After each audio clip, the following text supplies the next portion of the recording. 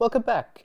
This is a continuation of our Fusion 360 Modeling Japanese Sawhorses video that we finished up last time, and this, if you remember, is where we left off.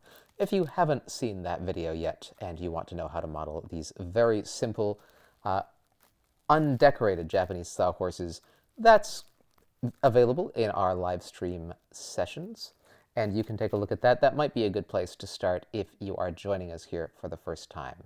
Otherwise, I'm going to assume that you have already modeled this with us and followed along, if not by doing it in Fusion 360, at least understanding how it has worked.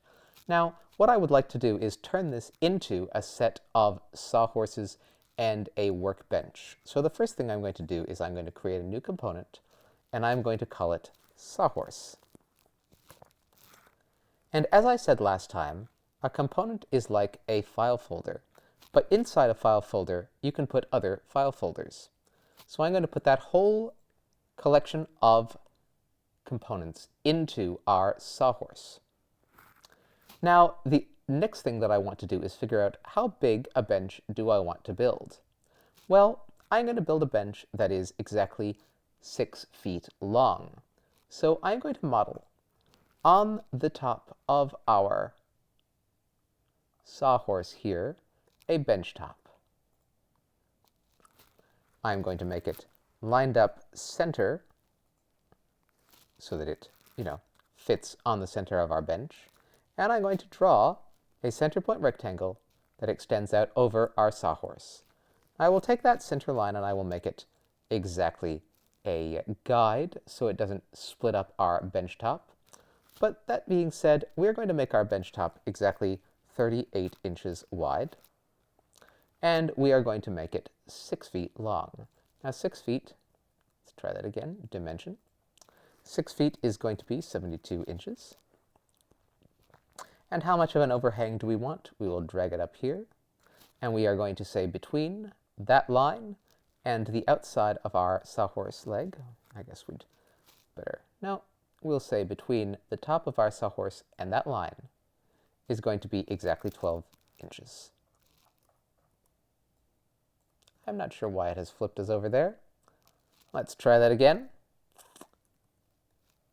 We're going to drag our line up here, make it 72 inches, and again, make there be exactly 1 foot out. So that means that our bench top is overhanging our sawhorse on all sides, and that should be totally fine.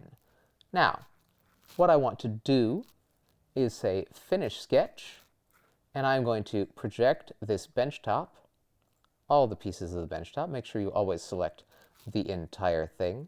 And I'm going to make that bench top go up, but I'm not going to make it go up in only one direction. We're going to say offset this exactly 1/2 inch in the down direction, and I'm going to make that top exactly 3 1/8 inches thick. We'll say new component, and we will say bench top is the name of our new component. All right, I think that's worked for us. Now, what we want to do is duplicate that sawhorse. But if you could see, now what we've managed to do is we have created a key for that sawhorse. I think we're actually going to create that key a little deeper. We're going to make it a full inch. Now, after you glue up your top, you can create this trench in there. So when you lift it onto the sawhorses, it sits right there. And that will give it some exact purchase. So you're not just relying on the pins that we're going to make to keep it stable. And I think that's really important because it means that not only are you getting torsional rigidity, you're getting twist rigidity as well. So what I need to do is I need to create a plane for mirroring, because we modeled this whole thing as if the sawhorses were the only thing in it. So I'm going to say create a midplane between these two ends, so we have a middle. Creating the middle plane is always very important when you're doing this kind of modeling. All right, so I am going to say mirror. I'm going to mirror the component, the sawhorse, and I'm going to mirror it across that center line. And I will hit OK. Now we have our whole sawhorse mirrored. and we have a relatively stable and strong bench already. But there are a few things that I want to do to make that a bit stronger. Because if you're going to be doing any serious planing or anything on this bench, you probably want it to actually be a little more stable than this. Not that this is unstable in any way with those more than 3-inch legs, but that's okay. We can always over-engineer. Now, I'm going to start modeling on the outside face of our sawhorse here, and I'm going to draw a rectangle. First, I will project the dimensions of that other sawhorse so I know where to start and stop. And I'm going to create a rectangle here. Before we go on, I will find out by hitting I for inspect, and it will tell me that this is 3¼ inches. So I would like to make this center bar also 3¼ inches thick, and we are going to go up from the bottom of our sawhorse base exactly 11 inches, and that will get us right there. I will hit Finish Sketch, and we are going to extrude that. We'll rotate around and extrude it to the inside of our leg. We don't want to join, we want a new component. And we are going to call this component long brace. If we turn off the sawhorses, both the original and the mirror, I can go in here and I can model on the side of our brace. I will create a diagonal line so it is easy to find the center in both directions. Create a center point rectangle. Dimension it so that we are exactly 3/4 inch in from the outside, and turn it into a square by hitting the equal sign and going between the two. So what I will now do is I am going to model that tenon, turn the sawhorse back on, and model it right through to the other side, and create it as a new body. I will again turn the sawhorse off. I will mirror it through the middle, not the component, just the body we just created, and I will create that as a mirror right through to the other side. Now, I want to be able to create a few nice pins through that, so I'm going to model on the outside face. I will hit P for project, and I will project that tenon. I'm going to draw a center point line through the center of that tenon, turn it into a guideline by hitting X, and create a center point rectangle that I will turn into a square.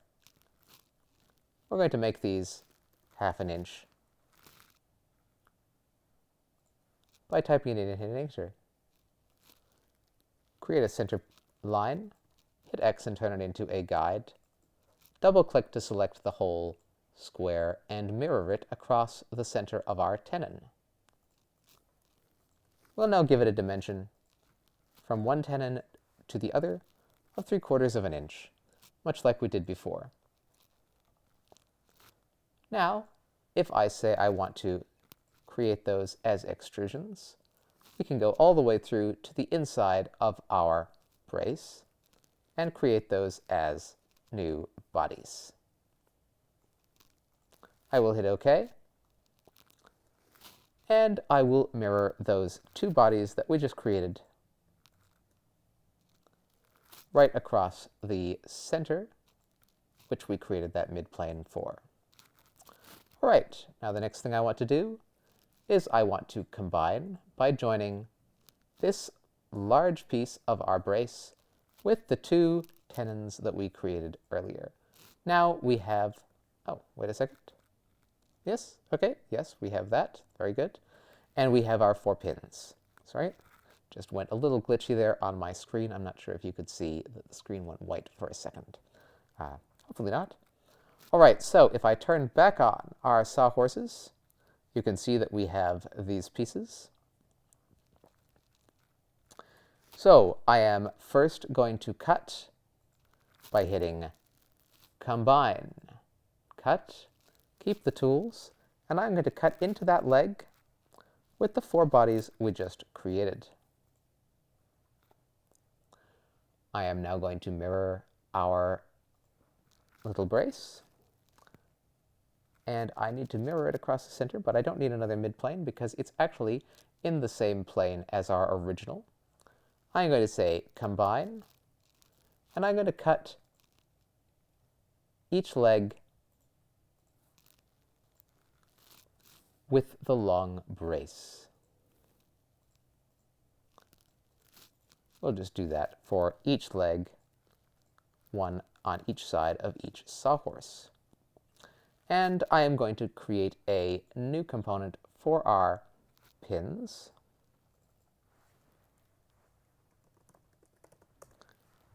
We'll drag the other bodies into it. If you create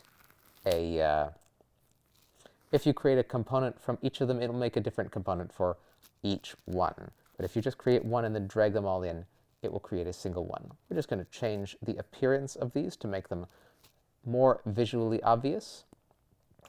So if I say combine, I want to cut one leg with each of our brace pins. I'm going to do that again. Cut this leg with the brace pins. I'm going to copy those pins across the center line.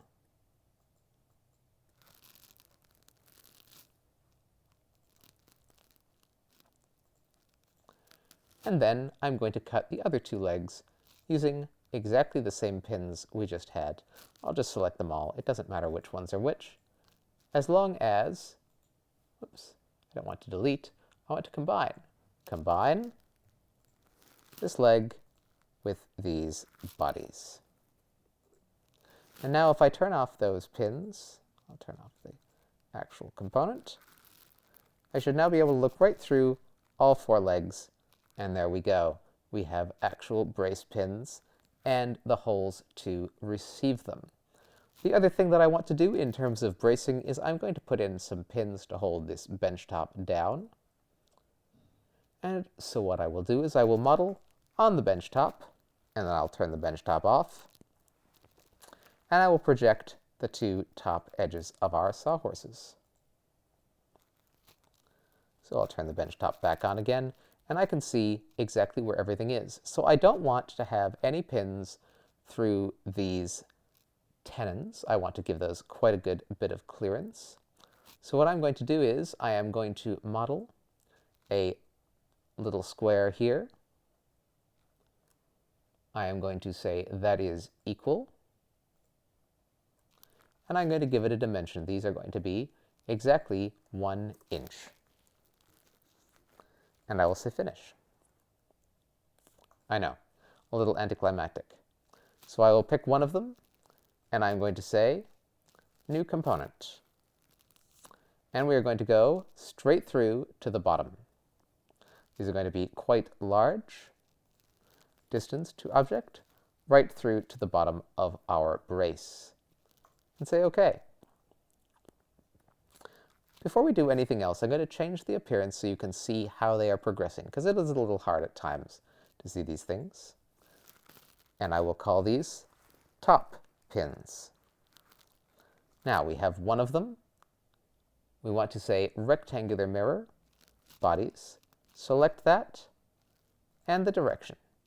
We're going to say it's going to go in the red direction, which is sideways. Now, we actually want this to be symmetrical, and we are going to make 5 of them. And that will hold the top down quite nicely.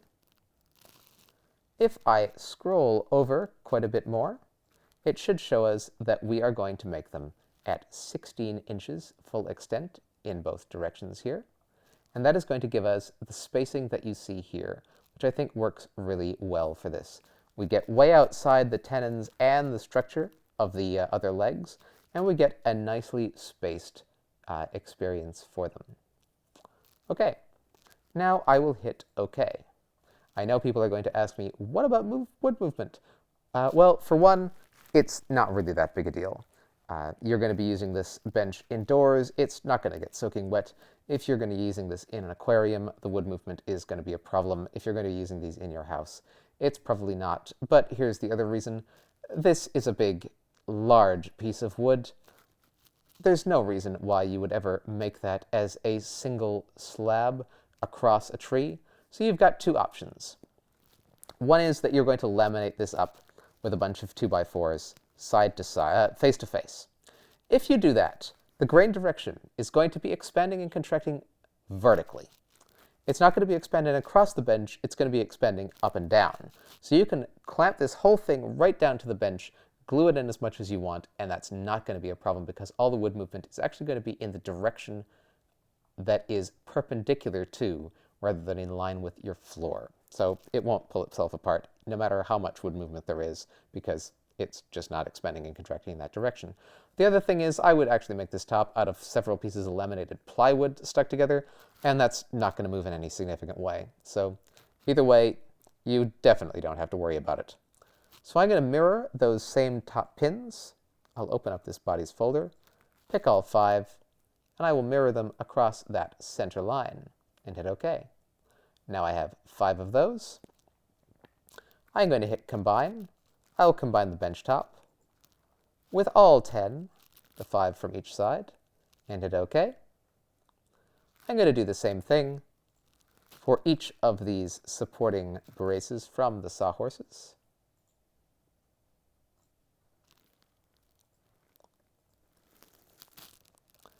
And I will say OK. And there we have it. I will turn off that construction plane so it gives us a better impression of our actual Sawhorse. It does look a little weird as we are scrolling around it because it is not actually rotating around the center on our rotation axis. But I think we are doing okay, and that is our keyed benchtop Sawhorse-inspired workbench. There's just one other thing that you probably need to make this into a real workbench. Well, there's actually 2, but one that we can model and one that we can model but are just not going to because it's not worth the effort. If I was going to make this as an actual workbench, I would stick a vise on the end of it. A lot of people talk about face vices and leg vices and all that. Well, a leg vise is a ridiculous historic interpretation of how trying to clamp something. It's just ridiculous. It's not worth investigating in any way. I know there are some people that use them, but it's more like historical obsession than anything else. In terms of a face vise, that can be very useful if you're doing Western-style woodworking. For Japanese-style woodworking, it's not really all that useful. And even if you're only doing Western-style work, an end vise is all you really need if you combine it with some bench holes to take the dogs. Now, if I was going to do this for myself, I would put in an integrated wagon vise. But if you are trying to build this on the cheap, I would say go anywhere that you can get a cheap cast iron vise that can accept a dog on top. There's one made by Irwin that is usually about $30 on Amazon, or there are a few no-name brands you can get places like Woodcraft or Lee Value for usually under $50, or if you're in Europe, I believe there is a place that will ship to you for about 50 euros a cast iron face vise. You can certainly take a look. I'm not going to give any recommendations for suppliers because I haven't bought one from any of them. But a cheap cast iron vise that, as long as it has a place to stick a bench dog, will do you quite well. And that will probably be significantly cheaper than actually building a vise of your own. But I'm going to assume that here on the end, we are going to stick a vise. But in combination with that vise, we need one thing. We need a bunch of holes to accept some dogs in the top of our bench. So I'm going to show you how to create those holes, and we're going to turn our beautiful Japanese square-pegged workbench into a bench that is full of Swiss cheese-style circular holes. So I'm going to create right here in the center of our bench top. Where is the center of our bench top? Do we not have a center line in our bench top? Well, I'm going to create right here on the center line of our bench top a center line. It will go right through the middle, and we will say, yes, that is good. We're going to create a dividing line from the other side, center point to center point, and again, click on it and hit X. And we will make a circle right in the center. I know this is not necessarily how everybody spaces out their bench dogs, but I find this to be more aesthetically pleasing. We're going to make this 3/4 of an inch because bench hardware is all 3/4 of an inch, and we will say finish sketch. You could draw all these in, but I think it will be easier just to deal with it one thing at a time. I'm going to say new body. We're not actually going to create the dogs, and we're going to cut it right through to the bottom of our bench. But remember, we only have one of them, so I don't want to cut it yet. I want to make it as a body, and we are going to map out where the rest of our dogs are going to go. We will say rectangular pattern. Make sure we selected a body here. We will find that piece. If I turn the bench top off, it should be really obvious. There we go. Turn the bench top back on.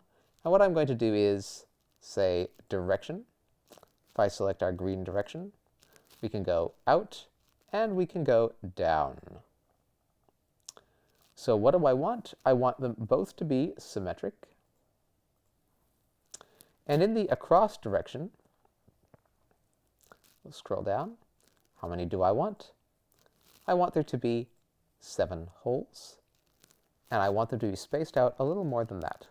Let's switch over to spacing. And I'm going to make these spaced out exactly 4.5 inches. Now the ones in the other direction, I am going to space them again at 4.5 inches. We're just going to take a look at how that looks. And we're going to turn up our number. And we're going to make there be, it's going to want to be an odd number because we have one line right through the center. And we're going to make them a little further apart than that. We're going to call them 6 inches apart, which I think means we will have 11 of them. We'll make them a little further apart than that, 6.5 inches. And that will get them much closer to our end. So we have these centered at 6.5 inches apart. We're going to make these a little wider as well. And now we have our dog holes. But our dog holes aren't actual holes. They're dowels. So we're going to say combine our bench top, select all these bodies we just created, and turn Keep Tools off, and hit OK. And now if we go up to the top, we will see that we have these holes drilled all the way through our bench. Now some people are going to say, you don't need all those holes. And you don't.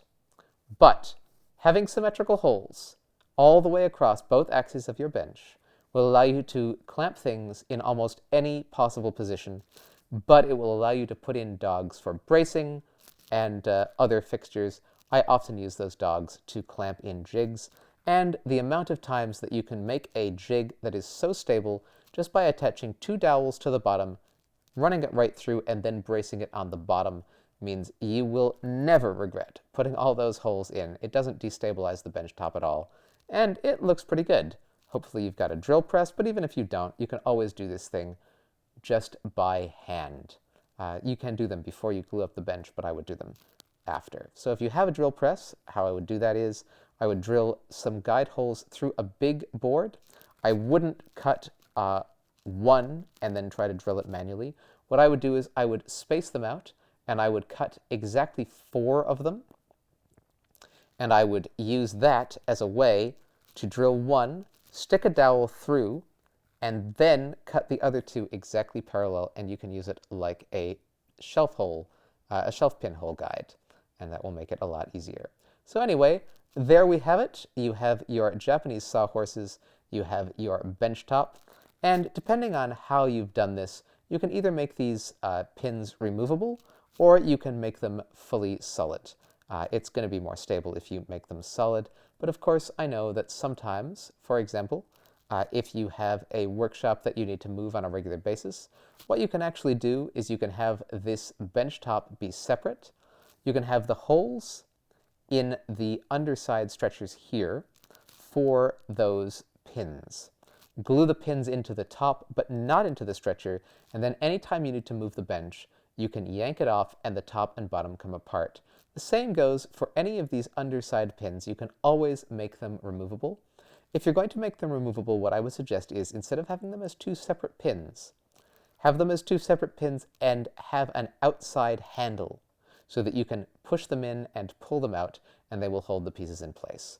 But there you have it, either a solid workbench or a knockdown portable workbench that you can make from Japanese sawhorses, plus a couple of stretchers and a solid large bench top. And that should be a large enough bench for you to do just about any of your woodworking on. Clamp a vise to the end and it will do all your work holding. You can build a wagon vise into the end, and if you'd like to see me build a wagon vise in a model in the near future, please let me know, because I have been actually doing that in one of our offline classes with some of the forum members talking about wagon vices.